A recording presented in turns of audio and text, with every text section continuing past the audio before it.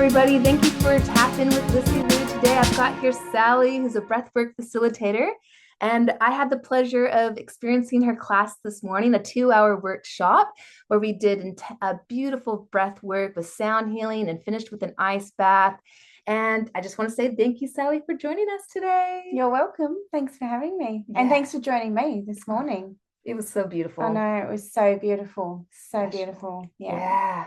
And the comments from all the people. Oh, that made me cry. Yeah. That was so nice. Everyone, the looks on their faces, they all were glowing. Some people had beautiful smiles on their faces, or we had tears. I had tears. I think everybody said this morning, thank you so much. We'll be back. We'll be back with our friends. Yes. So bring your friends. That's right. Bring your friends. Yeah. Bring the community. That's right. Bring everyone. Yeah. Sally's located in Cessnock. So if you're in the Hunter Valley, Newcastle area, even Sydney, come on up. She has workshops Wednesday nights and Saturday mornings. Yep. So I've got to experience one of each now, and both experiences were amazing. And it was special to end this morning, Saturday morning, with an ice bath. 3 minutes submerged. Well done. It was wow. Hang on, you did it twice. I did. I couldn't help myself. You got back in again. I did. I was like, I'm going to take advantage of this situation. And did you do 2 minutes the next time? I did 3 minutes each time. Both times. Yeah, oh, beautiful. The hands are the hardest, but she's hooked. I am. I'm on the bandwagon for that one. But we're here today to talk about breath work. Yeah. So, Sally, if you're happy to share with everybody about what got you interested in breath work and how it's changed your life. Well, actually, what got me into breath work was, there's no such thing as a coincidence, right? No, there's not. But I was having a not so great day at school, and I should say work, actually, work in a school, and just a little bit of stress going on. So, I just jumped on my phone, as you do, and was searching for something to do that night. And I found breath work, and I'd never done it before. And I was like, I'm jumping on that. And so I rang a few friends, and my sister said, how about this? When is it? Tonight. Straight away, straight after work. Like, oh, tonight, make a decision. Right. Yeah. So we all went. There was 4 of us. 2 of the people already lived in Taylor's. It was at Taylor's Beach, and Jules and I had to travel there. And I think I said in this morning's class, I knew that I was going to bring this home to Cessnock before I opened my eyes off the mat, because it was just a place that I've never been before within myself. Wow. So hard to describe, and you probably know now because you've been there, but that space that is within you that we very rarely visit. Right. We rarely give ourselves that quiet moment to ourselves to enter our heart space. Like, I love how you started the session this morning with cacao, and how that how you explained that it opens up our heart center. There's endorphins that it helps release, antioxidants, magnesium, so it helps us rest, opens up our heart chakra. Beautiful way to start. Especially because you give an excellent introduction, you explain everything. Do I? That's good to hear. You do, because it helps calms those nerves, especially for anyone who hasn't done breathwork before. They don't know what to expect, but you go through, like, it's like a lesson plan. So you are a natural educator. Oh, thank you. It's we both work in the education system, and so it's great because then you know what to expect. And I love how you give everyone a heads up about the 1.5-minute breath hold. My favorite bit. Yes. Did you love it? Love it. I love it because it's almost like, when you are swimming at the ocean, you got duck dive under waves, and you're under that water waiting for the wave to pass over. And there's that sense of calm, actually, when you're under deep water. Yeah. Like, I felt that, but for 1.5 minutes. Oh, I know.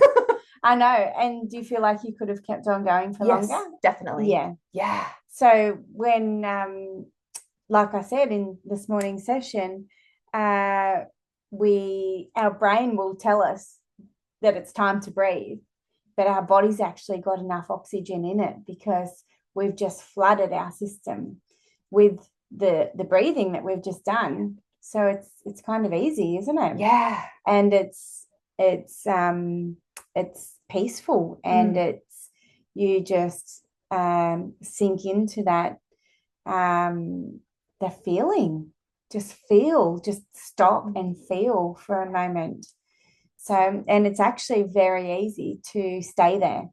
So I've facilitated for a few people and in the Newcastle area.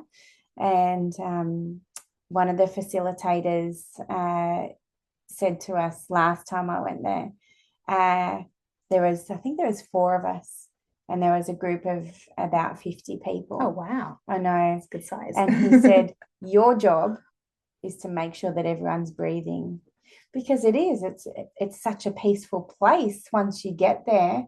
And I mean, even in my session this morning, you heard people say, I felt like I didn't need to breathe anymore. Wow. I felt like I didn't need to start. I could have gone longer and longer. Yeah, because when you said breathe in, I was like, oh no, I don't need to. Yeah, so it's interesting. Yeah, I want to stay here. I want to stay in this space. Yeah. So your job in that workshop was to make sure that after that long hold that everyone's breathing again. Yes.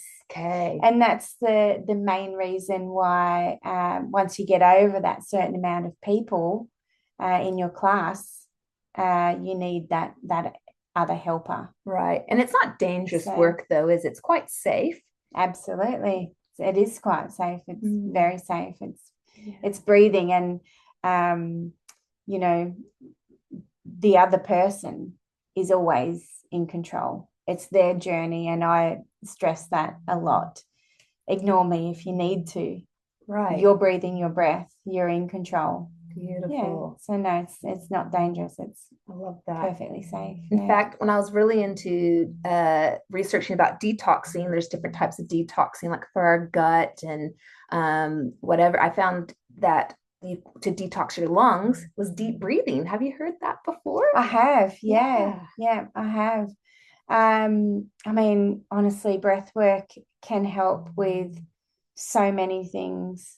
So, I mean, I can't actually think of something like an ailment or something that it wouldn't help with.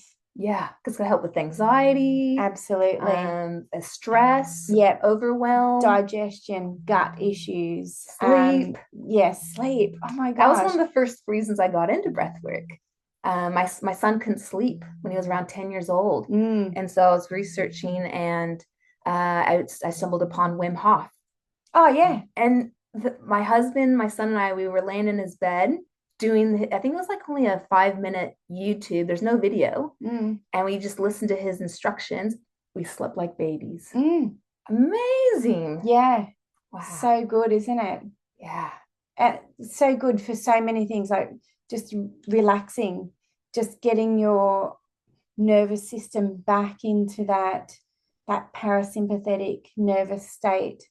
I mean, a lot of us spend so much time with up in that fight and flight mode, which is, it's useful for times, but it's not useful for every sort of waking hour. Yeah. You really do need to be relaxed. That's it. You need to be at ease. Your body needs to be at ease. That's it. Well, we all have so much stress in our lives. And so just to give ourselves permission to rest and spend some time to ourselves. And I know meditation is a big thing lots of people like to talk about, but it's not easy for everyone to do. So I think anyone who's having trouble with meditation, maybe seek breath work. That could be. Yeah, absolutely. Because if you breathe in the way that I ask you to breathe throughout a session, you're going to get there. Yeah. You don't have a choice. If all you need to do is do the breath, and you will get there. That's it. Just listen to your instructions. And would you say that it's normal for our mind to wander, or is it when you're in that moment, all that other stuff just disappears and you just focus in on the breath? Yeah, I mean, the mind does wander a little bit, but I kind of think that I call that resistance. Resistance. Yeah, can you talk about resistance? Yeah, well, I feel like it's anything that's asking you to come away from the practice that you're doing. So any sort of thoughts that come in, I feel like it's the ego, because the ego has a job to do, and we're going against that. So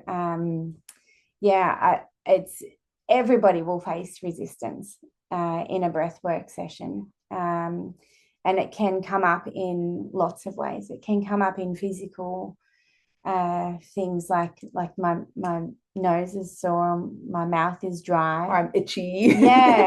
yeah. Or I thought this would be a bit more relaxing than it is. I always say, come on, guys, it's breath work, not breath relax. I love that. So good. But you feel good afterwards, I find, right? You do get the absolutely benefits. Yeah, absolutely. So anything that sort of comes into your mind that is asking you to take your mind away from this practice that we're doing right here, right now, is resistance. So I always just say, just watch it come in, let it go, and just come back to the breath. Beautiful. Just keep bringing it back to this practice. That's perfect. Yeah, thank you. So Sally, can you share with everybody, how can people incorporate breath work into their daily routine? Oh, easy. Yeah. So easy. Yeah. So there's this little thing that I like to send all of my what do I call them, clients, home with. It's called the 365. Ooh. And I learned it from Johannes Egberts, who is the guy that I trained under. His company is called Breathless. So 365 stands for 3 times a day, 6 breaths per minute, for 5 minutes each time. So what it does do is just really drops your cortisol levels down. So gets you into a beautiful parasympathetic nervous state. So first thing in the morning, before you even get out of bed, if you can just spend that 5 minutes just thinking about it, I feel relaxed already. I know. Just in through the nose and out through the nose. So 5 seconds in, 5 seconds out, for 5 minutes. And that will last you all the way up until about lunchtime. Okay. So to keep your cortisol levels low for about 6 hours. Okay. So do it again at lunchtime, and then do it again before bedtime, and you will have a reduced amount of stress through the day. It'll keep you feeling nice and calm and relaxed. And at bedtime, it will help you to just slip into a nice sleep and stay there. Lovely. I love that 365. That's pretty easy to remember. I know. So many days of the year, so do it every day. Yeah. Beautiful. Thank you for sharing that. And I do it more than that, actually. If I'm having a moment at work or in the car or, whatever, just focus on the breath, just in for 5 seconds and out for 5 seconds, and simple. It just really changes things, turns it around. I love that. Holistic, natural, no side effects. Yeah. Beautiful. Okay. I'm going to start practicing that. Yeah. Thank you. Absolutely. Yeah. So something, Sally, I ask all my guests to come onto my podcast is, do you have a morning routine or any daily rituals? Obviously, that's one of them. Yeah. Anything else that you'd like to share that you do? That is one of them. I'm pretty slow to get up in the morning. But I find that if I do this one thing, this is going to sound really strange. I don't really share it with many people, just let's go. Let's do put it out it. Here we there. are. Usually after my shower, I will just duck outside, towel on, and stand on the earth. Yes. I just really need that connection. So most mornings before I go to work, I will, because, we put shoes on and we go to work and we drive a car and we get home and we walk inside, we take our shoes off inside and we don't really get that connection with the ground. So I feel that it is so important for my mental and spiritual health.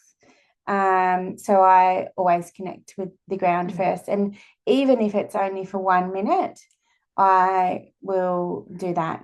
So stand on the ground and I'll go into the yard, into my backyard, where the sun is just first coming up, where I can get a bit of that direct sunlight straight into my eyes. Yes. So, and I will, sometimes it hurts. I don't know if it's actually good for me like or sun not. gazing? Just looking straight into the sun. Okay. Yeah, first thing in the morning. So it's not super bright. It's just that nice orange. Yeah. I do it at sunset, actually. A little bit of sun gazing. Yeah. I don't know if it's good for you or not, but I just feel really drawn to doing that. So definitely standing on the grass and really just bringing the energy in, but also giving away what I need to release as well, asking Mother Earth to take it and transform it and send it back to me in a different way. So, thank you for sharing that, because I will be doing a whole episode about grounding and earthing. When I was my deep darkest moments of postpartum depression, earth, that was what got me out of it. I just I would drop my infant off at a long daycare. I'm very grateful for that. And there was across the road a cricket field with a beautiful grass that had no bendies. At the time, my place had a lot of bendies. Okay. So, and I would just walk a few laps. Yeah. And that I do credit that for helping me help get some. I think it brings actually the negative ions to help that balance the positive ions, because we can get overloaded with each. So I'll be talking a lot about that in another episode. And we're electricity, aren't we? Yeah. We're energy, we're electricity. Everything needs to be earthed. I don't know a lot about it, but I know what I feel. Yes. And so when you feel connected to the earth, you feel better. Yes, exactly. And I do the same thing once every day, putting my bare feet on the grass, and then instantly I feel that positivity entering my body. Special. Amazing. So are you happy to share with us at all about Reiki? Because I know you do a little bit. I've been for sure, I've been practicing Reiki for about 15 years. Okay. So I first started that when my eldest two were little and I had a baby as well. So my little one was, so there's about 9 years difference in between my two kids. So so it was, I don't know, Sylvie's 15 now. So it was, about 15 years ago. Okay.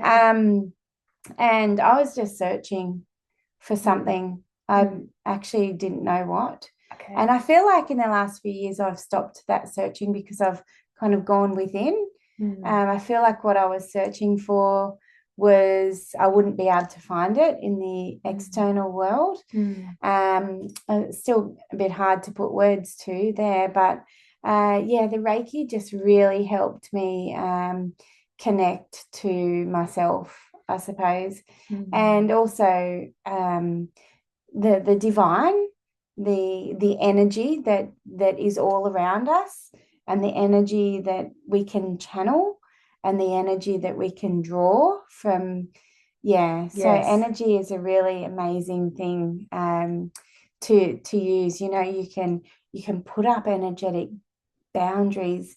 You can draw it in, you can give it, you can receive it. It's just such a beautiful thing. So I never really practiced Reiki on anyone else except for my kids, my dogs and cats. and myself, Yeah. purely because I didn't have the space in my home, a studio. Right. So I do it here and there for people, but I never really did it. But since I've had the SisterMoon open, I incorporate a lot of Reiki into my sessions, especially the one-on-one sessions, which we didn't mention earlier. My one-on-one sessions are Monday nights and Tuesday nights. Okay. So I need to book into one of those. I might not have told you about that one. Yeah. Because do that. The reason I ask you is because from the 2 sessions I've experienced so far, I loved when during the breath work, and at the start you ask for permission if you can touch us, and I was like, yes, of course. And there was a moment where you put your hands on my forehead, which was lovely.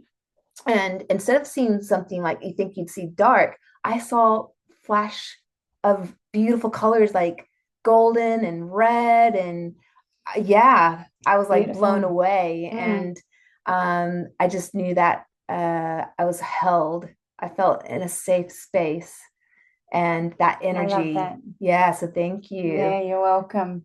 Yeah, and that's not really an uncommon thing to sort of pick up all the all the colors and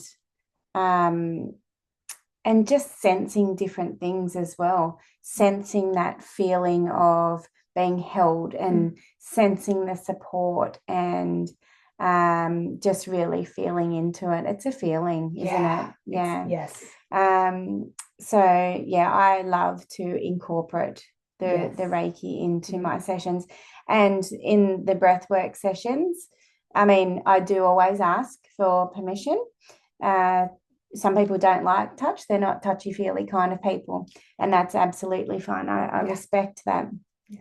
But I would never do a breathwork session without laying my hands on people unless they didn't want to be. Right. Because it's just a non-negotiable, because it just, I mean, how many people said this morning, when you touched me or when someone touched me, it just was, you just need to lay your hands on. And it makes things better. Yes. And even in the ice bath. Yes, it helps people submerge. Girls. Yeah, come on, girls. We need some hands on here. Yeah. And everyone felt that, didn't they? Yes, the support. And that's it. Our communities, we need to support each other and back each other more. And I feel like Reiki, sorry if I mispronounce it wrong, I'll blame my American accent. I feel like everyone can learn how to do it. But it takes practice and being open to it. Like I've only just starting to get in touch with it myself over the last year. And just a simple method I was taught, just rub your hands together, feel that energy, and place them wherever you need. Like when I do qigong, I even put it on my lower back to support my kidneys. There's just some much power in that. There is, and you can play with it too. You rub your hands and where is it? It's here. You can feel it. Yes, my qigong master taught us that as well. So I've been playing around with that over the last year. I feel like everybody can, I was going to say learn it, but people already have it, right? When you see the kids at school, someone falls over and hurts himself, first thing another kid does is lay a hand on, right? Yeah. Are you okay? Yeah. And just that. Yeah. We need more of that. Yes, we do, I love that.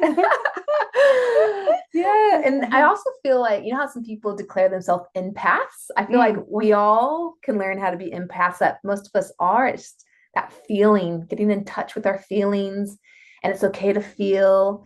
And we don't have to identify with what we feel and what emotions come up. Just feel it, so we don't suppress it, because our bodies know and they hold on to it. And you touched into that a bit this morning in your breath work, that whatever comes up, it's okay, it's safe. Just feel it, and that will help dissolve it, and off it goes. I like to say they come bubbling to the surface. So the emotions and the traumas and all the things that we've neatly tucked away under that mat the things that we're not ready to deal with yet. They come bubbling to the surface and then fly away. I really love to look at it like that, because when I'm on the mat, when I'm practicing what I'm preaching, I visualize that happening, all of these things, and I don't know what they are. I don't need to tag them. I don't need to name them. I don't need to put the head story with it. They're coming from my body where they're stored, and it's like we're opening up the closet and we're letting them free. Trust that process. And I mean, the majority of people that walk out of a session in SisterMoon breathwork, or any breathwork for that matter, but I only know what I'm doing, is that they're saying, gosh, I feel so much lighter. And how great. We all need to shake a bit of stuff off. So to feel lighter when you leave somewhere is just amazing. I mean, those 10 ladies that left the session this morning, I wonder what they're doing now. I bet they're having a great day. I bet they are, because every single one of them just walked out going, yes. That's it. That was what something that everyone shared on the same wavelength was they felt calmer and at peace, and they could feel, lighter, like they're flying. And I felt that too. Amazing. And the tingles, like the whole vibrations, just magic. So thank you, Sally, for sharing your gift with the world. And I can see SisterMoon becoming bigger and bigger and coming to a retreat near you. I can't wait for that. It's gonna be so much fun. I really can't. So Sally, is there anything you'd like to share with anyone? Any last minute tips that you'd like to share that you haven't already with our listeners? I don't know, maybe just really take on board that 365 breath, because that's a really beautiful breath. We live such in a stressful environment. Our workplaces are stressful. Our driving the car is stressful, where we've got to be places on time, which is stressful. We're constantly go. And we just need to stop. And if we have to schedule in a stop, then I think that's what we should do. Permission to rest. And for all the people that sort of came this morning and have been coming, that's one of the main things. They just sort of say thank you for helping us to do this. Stopping and breathing your breath, and breathing your breath properly as well. I mean, there's so much to the breath work that's available, like the breath retraining, which is a really it's a really good thing to do for your body, for your mental, physical, emotional, spiritual health, which just involves it just involves a few exercises consistently though, and it would take probably a month or 2 months to complete, and at the end of it you should expect to breathe less, so more purposeful breaths, properly, deep down, using your diaphragm, and breathing less is really good for us. I mean, that's a whole nother thing though, isn't it? But it's funny, you've reminded me that when I'm in my most stressful moments, I would hold my breath and I wouldn't even realize it, and then it would give me headaches. So just and breathing through our nose, because our nose is a natural filter. And tape your mouth. Tape your mouth when you're sleeping. I know that sounds, I've heard of that before, really strange, but I mean, when I first started my training with Breathless, Johannes Egberts, one of the first things he said, if you're not already doing it, start taping your mouth. And I thought, gosh, what a strange sensation, and what a strange thing to do. and also I was sleeping well. Okay. I always Nice. sleep well. But I didn't realize how much better I could sleep. So taping my mouth. Oh, so you have tried it. I do it all the time Okay. now. Like in your at nighttime when you sleep, just making Yeah. sure you have a clear nasal Yeah. passageway. Yeah. Probably don't do it when you've got a bit of a head cold, right? But there you Yeah. go. So you sleep better. Absolutely. So Wow. much better. There Yeah. you go. Yeah. Okay. I mean, you don't realize that. Well, I didn't realize that I must have been sleeping with my mouth open. Yeah, most people do. Yeah. So yeah. tape it closed. Okay. Yeah. You know, I'm gonna try that. if there's an emergency, you can Right. always. Yeah. Because when you wake up in the middle of the night, if you can't, you know what I mean? If your nose gets blocked up, or do you? Yeah, I mean, I think so. You can get these other ones. You can get special tape. Okay. And they've got a little hole there, so you can actually. In case of emergency. Yeah. Okay, clever. Yeah. There you go. Yeah.